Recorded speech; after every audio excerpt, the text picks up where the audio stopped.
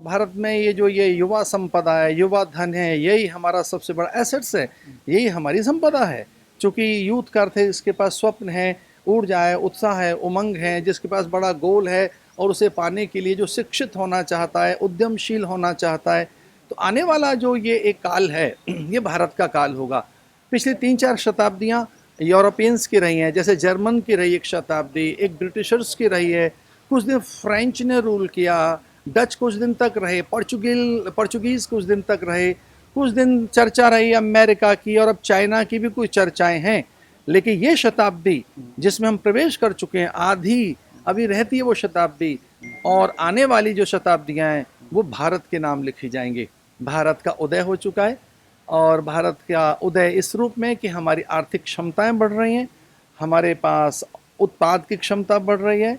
हमारी कोरोना ने, योग ने, आयुर्वेद ने, जीवन जीने के ढंग ने पूरे संसार को चमत्कृत किया है। तो इस समय जब पूरा विश्व डगमगा रहा है, तब कोरोना की औषधि बनाकर, वैक्सीन बनाकर हम कितने आश्वस्त हैं, हम कितने एक प्रकार से आत्मनिर्भर हैं। तो आत्मनिर्भरता की ओर इस समय देश बढ़ रहा है। अब आप 2-4-5 साल के बाद देखेंगे कि हमारा देश डिजिटल हो जाएगा, और सूचना की तकनीक, संचार की क्रांति के इस युग में अगर कोई नेतृत्व करेगा पूरे संसार का, तो भारत करेगा थ्रू दिस गैजेट्स, थ्रू और उसमें भूमिका होगी यूथ की।